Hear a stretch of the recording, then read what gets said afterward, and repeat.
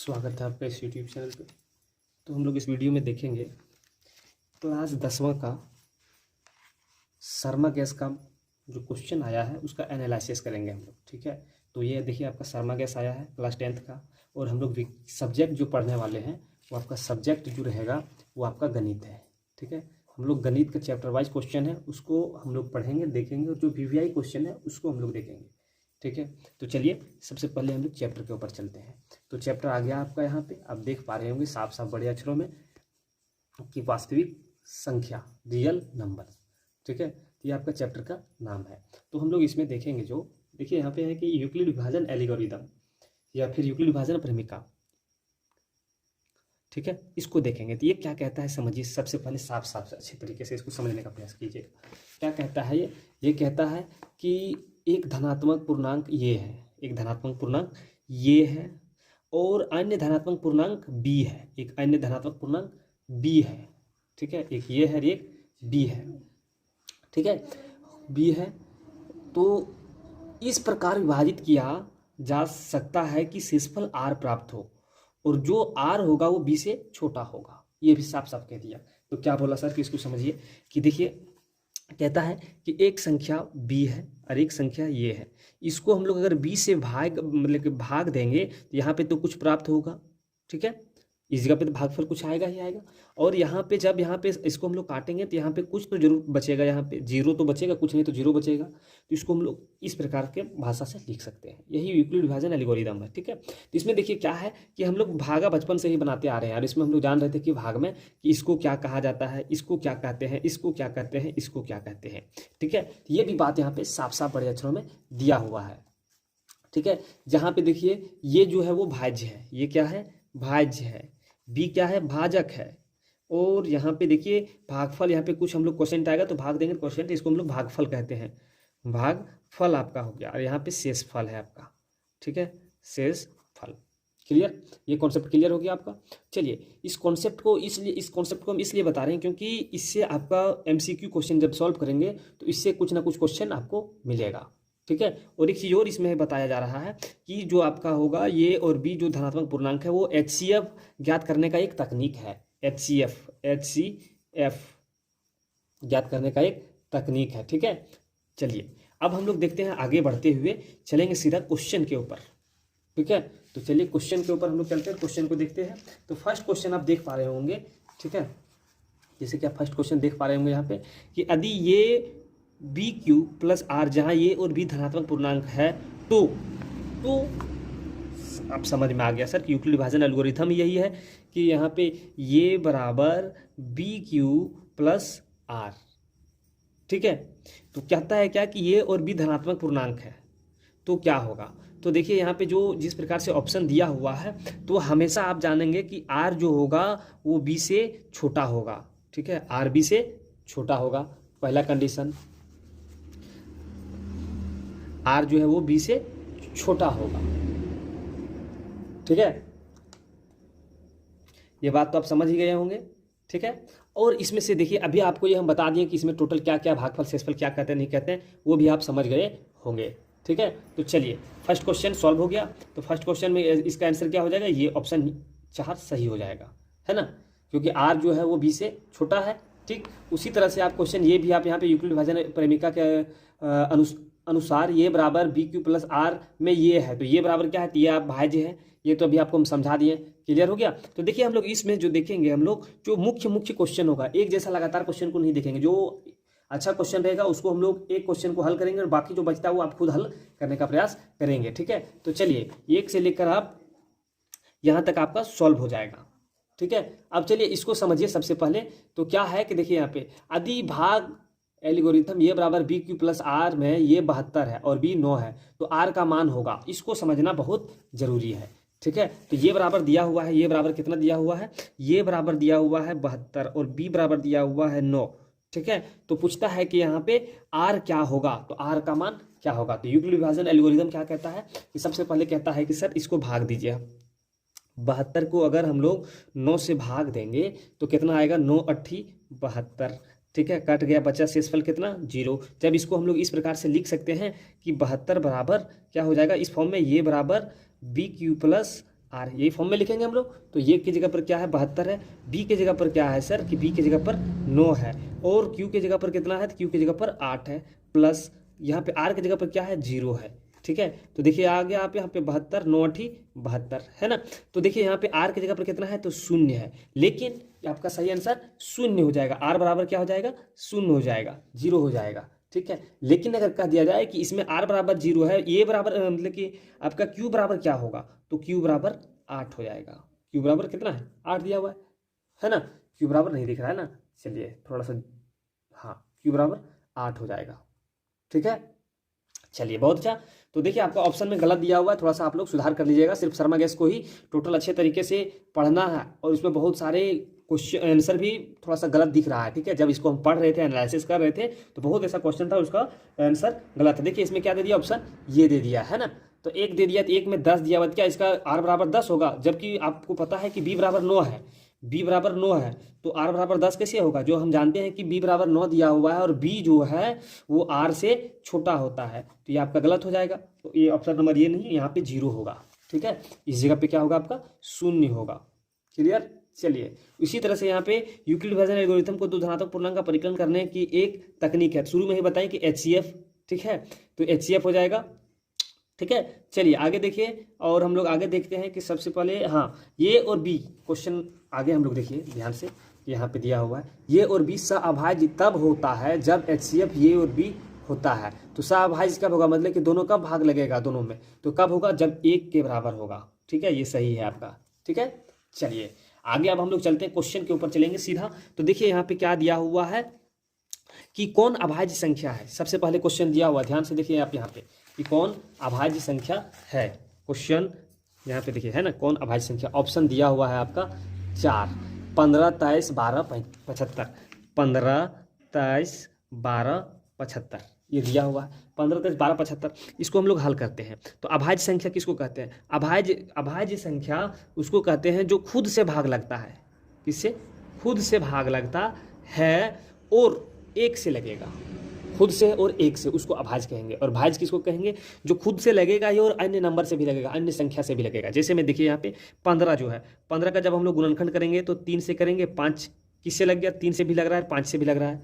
यहाँ पर 23 देखिए, 23 है कि 23 सिर्फ 23 से ही लगेगा और 1 से लगेगा। लेकिन 12 देखिए यहाँ पे 12 का गुणनखंड करेंगे तो कितना आएगा, 2 और 6 आपका, 3 से भी लग जाएगा, 4 से भी लग जाएगा, है ना, ये सबसे लगेगा। और यहाँ पे 75 देखिए, 75 कितना है, तो आप यहाँ पे इसको 3 से लगा सकते हैं, 5 से लगा सकते हैं और 15 से लगा सकते हैं, ये सभी से लगाएंगे हम लोग तो लग जाएगा। लेकिन 23 जो था वो अकेले खुद से लगा था, तो 23 आपका हो जाएगा अभाज्य संख्या। ठीक है, क्वेश्चन क्लियर। चलिए दोस्तों आगे देखिए, आगे ध्यान से देखिए कि किसी पूर्णांक m के लिए सम संख्या का रूप होगा, सम संख्या के लिए, तो सम संख्या जोड़ा को कहते हैं, जो मतलब कि भाज्य होगा। विषम संख्या कहते हैं भाज्य को, और सम संख्या का, विषम संख्या कहते हैं अभाज्य को, और सम संख्या कहते हैं भाज्य को। ठीक है, तो चलिए देखिए यहाँ पे पूर्णांक m के लिए एक सम संख्या का रूप होगा, तो m की जगह पर अगर हम लोग 1 रख देंगे, ठीक है 1 रख दीजिए, m बराबर मान लीजिए यहाँ पे 1 रख दीजिए, m बराबर 1 रख देंगे, तो कितना 1 क्या सम है, नहीं, इसमें 1 रखेंगे तो क्या होगा, 2 गुने 1 सम हो जाएगा, 2 एकम 2, 2 सम है, 3 गुने 1 विषम है आपका, 4 गुने 1 सम है, तो आपका 2 और 4 क्या होगा, सम संख्या का एक रूप होगा। ठीक है, तो यहाँ पे ऑप्शन सिर्फ 2 दिया हुआ, लेकिन आपका सही हो जाएगा 2 और 4। ठीक है, चलिए यहाँ पे देख लिए, किसी पूर्णांक m के लिए विषम संख्या का रूप होता होगा, तो m के लिए विषम संख्या का रूप होगा, तो m के लिए विषम संख्या का रूप क्या हो जाएगा, तो ध्यान से देखिए विषम संख्या बनना चाहिए। ठीक है, तो अगर मान लीजिए हम लोग यहाँ पे 1 बैठा दिए तो 2 गुने 1, तो ये सम बन गया। यहाँ पे 1 बैठा देंगे तो 2 गुने 1 करेंगे तो 2 में 1 घट जाएगा, तो ये सम ना विषम दोनों में से कुछ नहीं होने वाला। ठीक है, अगर यहाँ पे हम लोग 1 बैठा देंगे तो क्या होगा, 2 गुने 1 करेंगे, 2 एकम 2 प्लस 1, तो 2 और 1 3 हो जाएगा, जबकि 1 जो है वो आपका विषम संख्या है। और यहाँ पे 1 बैठाएंगे तो 1 जोड़ 1 यहाँ पे 2 हो जाएगा। ठीक है, तो आपका क्या हो जाएगा, ये सम और विषम, तो ये सम हो गया, लेकिन ये जो संख्या है ये आपका विषम होगा। ठीक है, विषम संख्या होगा। ठीक, चलिए क्वेश्चन नंबर 18 का देखिए, क्या गुणनखंड, तो 18 देखिए 18 ने क्वेश्चन दिया हुआ है कि संख्या 18 का भाज्य गुणनखंड है, तो 18 का फटाक से गुणनखंड कर दीजिए। यहाँ पे 18 रखिए आप, ठीक है 18 रखिए और इसका गुणनखंड कर दो धड़ाक से, कितना आएगा 2, यहाँ पे 9, फिर 3 से लगा दो 3 तिया 9, तो कितना गुणनखंड आ गया? देखिए 18 का गुणनखंड आपका हो गया यहाँ पे 2 गुने 3 के पावर 2, यही ना है। देखिए ये अगर ऑप्शन है तो आप सब टिक लगा दीजिए, नहीं है तो गलत है। तो देखिए आपका 2 नंबर सही हो जाएगा, ठीक है। अब देखिए आगे जो है आपका बात, इसी तरह से देखिए कितना बन जाएगा, कोई ये क्वेश्चन सॉल्व हो जाएगा, ये भी क्वेश्चन, ये भी क्वेश्चन, ये भी क्वेश्चन, ठीक है, ये सभी क्वेश्चन सॉल्व हो जाने वाला है ना। एक क्वेश्चन बताइए, देखिए कितना हल हो गया, सिर्फ एक क्वेश्चन को हम हल किए और इतना हल हो गया, ठीक है। तो चलिए देखिए आगे यहाँ पे कहता है कि 96 के अभाज्य गुणनखंड में 2 का अधिकतम घात क्या होगा। तो 2 का अधिकतम घात, 2 के ऊपर जो अधिक घात होगा वो पूछ रहा है, ठीक है। तो 96 का सबसे पहले हम लोगों को निकालना है, गुणनखंड करना है। तो गुणनखंड करेंगे तो कितना आएगा, 2 से गुण लगाएंगे तो इसमें कितना आ जाएगा आपका, दीजिए फटाक से, इसमें आप 4 8, फिर 2 से लगाएंगे तो कितना आ जाएगा आपका, चलिए लगाते जाइए लगाते जाइए, ठीक है। ये आपका आ गया निकल के सामने, ठीक। अब जब सामने ये निकल के आ गया तो कितना आ गया सर, कि देखिए 96 का सर आ गया है मेरा 2 गुने 2 गुने 2 गुने 3 2 5, 3 4 5 गुने 3। अब देखिए कितना है, 2, ये 5 है, 2 के ऊपर पावर 5 गुने 3। अब वही क्वेश्चन कहता है कि 2 का अधिकतम घात कितना है। तो 2 का अधिकतम घात कितना है, 5 है। कितना है, 5 है। तो इसमें देखिए ऑप्शन में भी 5 दिया हुआ है, ठीक है, ये टिक हो जाएगा। इसी तरह से जैसा इस एक क्वेश्चन को हम लोग देखें, क्वेश्चन देखिए यहाँ पे 96 का अभाज्य गुणनखंड में 2 का अधिकतम घात, जिस तरह से ये क्वेश्चन सॉल्व हुआ उसी तरह से आप देखिए यहाँ पे आप 140 के अभाज्य गुणनखंड में 2 का घात क्या है, सेम इसी यही प्रोसेस से सॉल्व होगा, ठीक है। तो देखिए एक भी क्वेश्चन हम नहीं छोड़ रहे हैं, सब आपको बताते जा रहे हैं कि ट्रिक, और यहाँ पे मेथड भी बताते जा रहे हैं कि कैसे सॉल्व करना है, ठीक है। चलिए तो देखते हैं हम लोग आगे। तो यहाँ तक हम लोग देख रहे हैं, सभी क्वेश्चन एक एक करके देख रहे हैं। देखिए 72 गुने 2 पर पावर एक्स प्लस गुने 3 पर पावर वाई, तो एक्स माइनस वाई का मान क्या होगा। तो इसका मान निकालने के लिए सबसे पहले क्या करना पड़ेगा, तो देखिए 72 का सबसे पहले गुणनखंड कीजिए आप। 72 का क्या करना है आपको, गुणनखंड करना है, ठीक है। तो 72 का गुणनखंड क्या हो जाएगा, 2 से लगाएंगे हम लोग, तो 2 से लगाएंगे तो 3 6, 2 से लगाएंगे यहाँ पे 18, फिर 2 से लगाइए 9 और 3 3, निकल गया सर 72 का निकल गया। क्या निकल गया कि 2 गुने 2 गुने 2 गुने 3 गुने 3, मतलब क्या निकला कि 2 के पावर 3 और 3 के पावर 2, है ना, ये निकल गया। तो यहाँ पे 2 के ऊपर पावर x लिखा हुआ है, 2 के ऊपर पावर x, मतलब x की जगह पर कितना है आपका 3 है, तो x बराबर 3 और y बराबर आपका 2 है। अब कहता है कि x माइनस वाई है, x माइनस वाई, तो 2 में 3 घटा देंगे कितना बचेगा, 1 बचेगा आपका। तो 1 आपका सही हो जाएगा, 2 में 3 में से 2 घटा देंगे तो 1 बचेगा, 1 है सही, तो इसको टिक लगाइए। देखिए 1 बराबर है कहाँ पे दिया हुआ, ध्यान से देखिए, 1 लगाया है ना इसमें, तो 2 में सही आपका आंसर भी दिया हुआ है 2, ठीक है।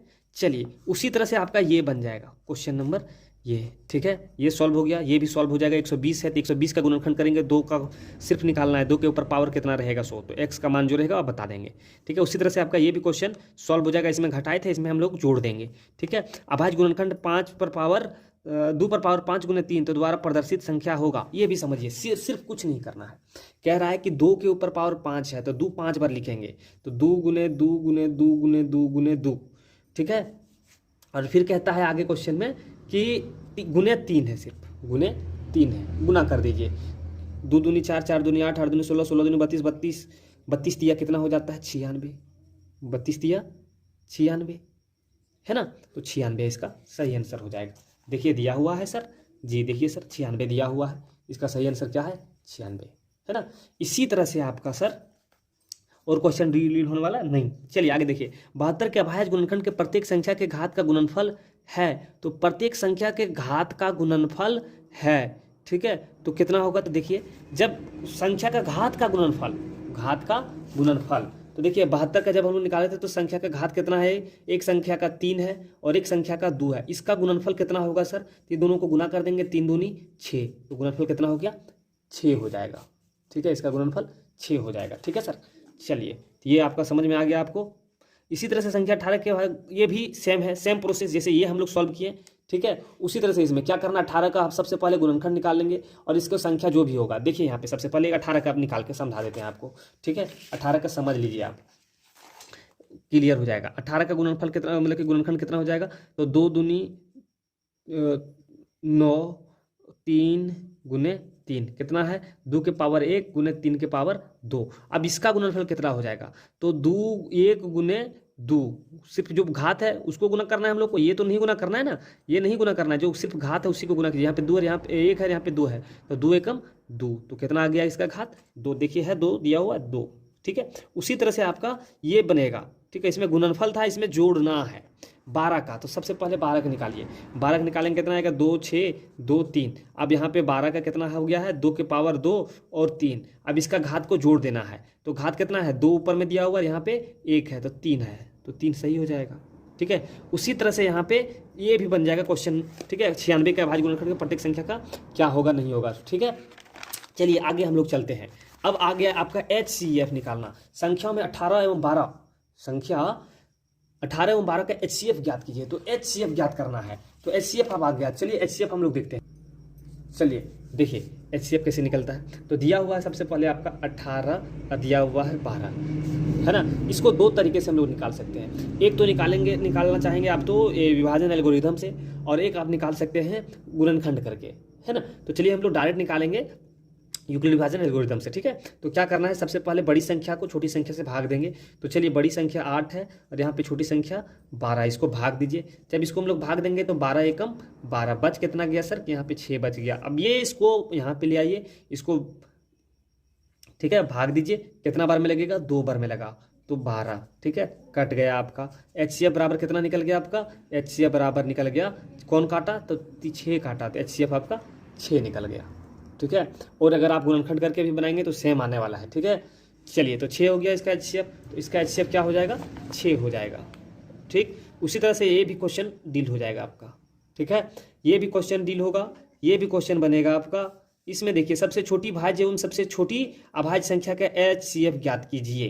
तो ठीक है, तो इसको आप लोग अगर देखिए, सबसे पहले तो आप लोग कमेंट कीजिएगा कि सर ये हमको पता है या नहीं पता। अगर आपको नहीं पता होगा तो कुछ क्वेश्चन हम इसमें छोड़ रहे हैं, 4 क्वेश्चन छोड़ेंगे हम, ठीक है। इसमें अगर आप लोग डील कर लेते हैं बहुत अच्छा, नहीं डील करते तो इसके लिए स्पेशल हम अलग से एक वीडियो लेकर आ रहे हैं, ठीक है। उसको अच्छे तरीके से समझाएंगे। इस वीडियो लंबा हो जाएगा जिस कारण से आपको हम अच्छा से समझा नहीं पाएंगे, इसके लिए हम अलग से वीडियो लेके आएंगे, ठीक है। 5-6 मिनट का होगा और 5-6 मिनट में आप समझ जाएंगे, ठीक। चलिए देखिए, 2 लगातार सम संख्याओं का HCF होगा, ठीक है। तो 2 लगातार सम संख्या का HCF क्या होगा, तो सम संख्या को समझिए सबसे पहले। तो सम संख्या क्या होगा, लगातार सम संख्या, ठीक है। ये भी VVI क्वेश्चन है, सम संख्या लगातार सम संख्या। तो सम संख्या के समझिए, यहाँ पे एक संख्या मान लीजिए यहाँ पे दिया हुआ है 4 ले लिए और एक संख्या 2 ले लिए, लगातार है क्या नहीं, सम। अगर यहाँ पे 3 लेंगे तो ये विषम में आ जाएगा सर, विषम में चला जाएगा, हमको चाहिए सम। तो इसका क्या होगा, 2 लगातार सम संख्याओं का HCF होगा। तो 2 लगातार सम संख्या का HCF क्या हो जाएगा, देखिए यहाँ पे कितना आएगा, तो 2 आ गया, कितना आ गया, 2 आ गया। तो 2 लगातार सम संख्या का HCF कितना होगा, 2 होगा, ठीक है। क्लियर, चलिए बहुत अच्छा समझ गए आपकी। 2 लगातार सम संख्याओं का HCF 2 ही होगा। जैसे में एक और देख लीजिए, आप मान लीजिए 6 ले लिए और 8 ले लिए, तो 6 और 8 का कितना हो जाएगा। तो देखिए यहाँ पे 8 रखेंगे, यहाँ पे 6 रखेंगे, इसको हम लोग जब भाग देंगे तो एक बार में लगेगा 6, यहाँ पे बच गया 2, अब यहाँ पे 6 है, इसको भाग देंगे तो 3 दूनी 6, कट गया। यहाँ पे देखिए क्या HCF निकल गया, 2 ही निकल गया, ठीक है। HCF क्या होगा, 2 लगातार सम संख्याओं का HCF 2 होगा, 2 लगातार सम संख्या का HCF 2 होगा, है ना। चलिए दोस्तों आगे देखिए आप, तो ये आपका क्लियर। अब यहाँ पे देखिए 336 और 54 के HCF, तो 336 और 54 के HCF आप इस तरीके से बनाइए, विभाजन एल्गोरिथम का प्रयोग कीजिए, बहुत आसान है, ये बनाने में आपको अच्छा लगेगा। इस तरीके से आप इसको बना लीजिएगा। तो कितना क्वेश्चन बन जाएगा इसी से, देखिए ए भी डील, ये भी बन जाएगा, ये भी बन जाएगा, ये भी बन जाएगा, ये भी बन जाएगा। और LCM निकालना है दोस्तों, तो LCM निकालना है, तो LCM बहुत आसान तरीके से आप लोग निकाल सकते हैं। क्या करना है, सबसे पहले फर्स्ट में तो गुणनखंड कर लेना है, गुणनखंड कर लीजिए। तो दिया हुआ है क्वेश्चन में सर कि दिया हुआ है कितना, कि दिया हुआ 26 का गुणनखंड कितना होगा, 2 गुने 13। आगे दिया हुआ 96 का गुणनखंड कितना हो जाएगा, तो 96 का गुणनखंड हो जाएगा, चलिए इसको आप लोग लिख सकते भी हैं कितना है। हम लोग पीछे किए थे कि 96 का गुणनखंड कितना था, तो था सर कि 2 गुने 2 गुने 2 गुने 2 गुने 2 गुने 3 5 गुने 3, ये था 96 का। अब कहता है LCM निकालिए, तो LCM क्या हो जाएगा, तो सिर्फ इसमें से आपका 2 एक बार लिखाएगा और सबको गुना कर देना है सभी को, है ना। तो गुना कर देंगे, गुना करने के बाद जो आएगा वो आपका LCM हो जाएगा, ठीक है, तो एलसीएम हो जाएगा। तो चलिए 26 और 91 और 96 नहीं 91 है सर, ये थोड़ा सा हम गलती किए हैं इसमें। चलिए तो आप देखिए 96 और 91 का एलसीएम क्या होगा।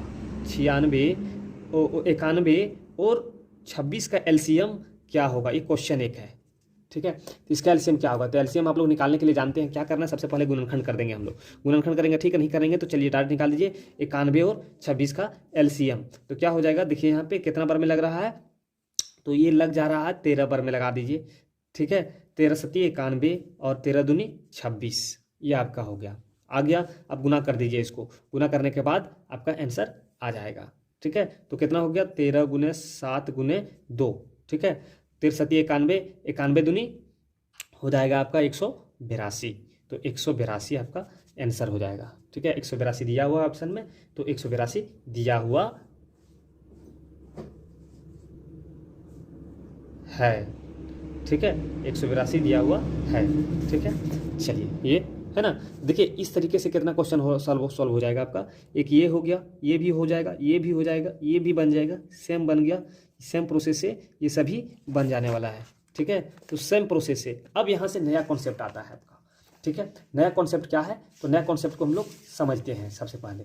तो नया कॉन्सेप्ट है सर कि सबसे पहले जो भी अभी हम लोग HCF निकालें, तो कुछ नंबर था ना, मान लीजिए कि नंबर ये है और एक बी था।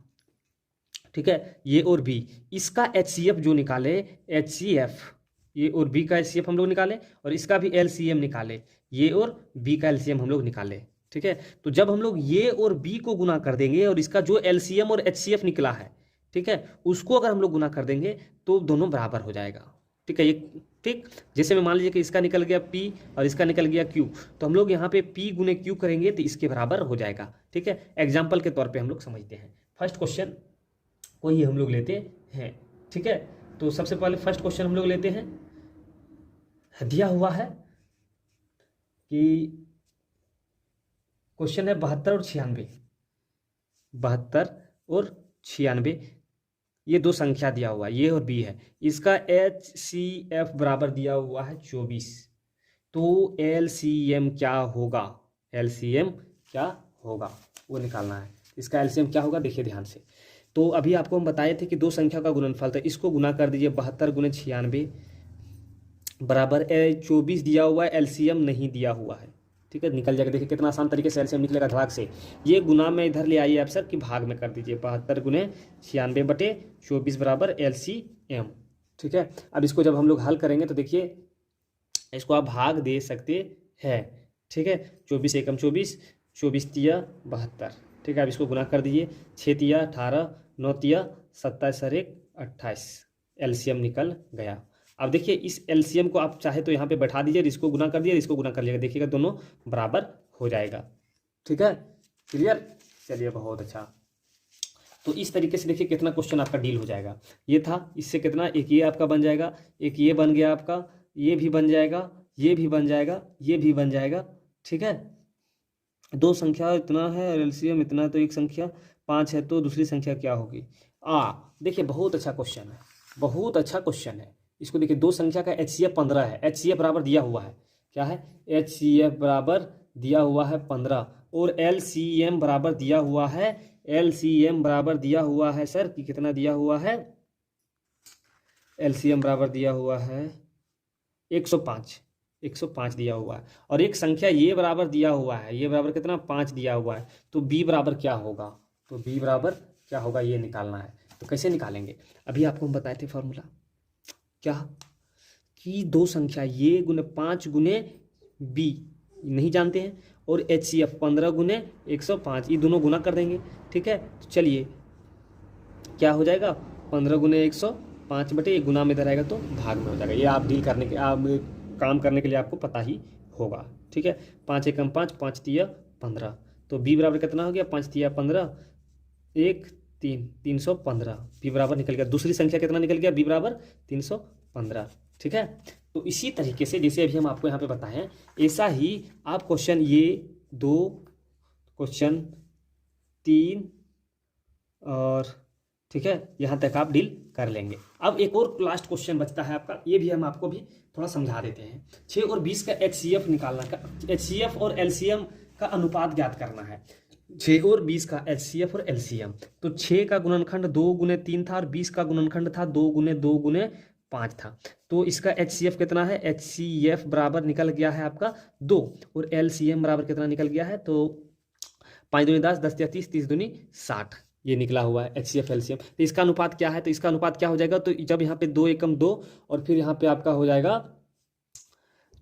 30 दूनी 60, तो 1:30 ये अगर है तो 1:30 आपका आंसर हो जाएगा, जैसे कि आप यहाँ पे दिया हुआ 1:30 दिया हुआ है। ठीक है, तो ये आपका डील हो गया क्लियर, तो ये भी बन जाएगा। ठीक है, अब जो 4 क्वेश्चन अभी हम बोले थे 1 2 3 और एक वहाँ पे अब छोड़े थे 4 क्वेश्चन, ये 4 क्वेश्चन हम इसको अच्छे तरीके से समझाएंगे और इसका एक अलग वीडियो लेकर हम आएंगे। वीडियो को जरूर देखिएगा जब अपलोड करेंगे। ठीक है, और देखिए अब वीडियो हो रहा है लंबा, और वीडियो को करते हैं अंत। उससे पहले अगर चैनल पे आप न्यू हैं तो चैनल को सब्सक्राइब कर लीजिए, साथ में बेल आइकन को दबा दीजिए ताकि आने वाले वीडियो का नोटिफिकेशन आपको मिल सके। जय हिंद।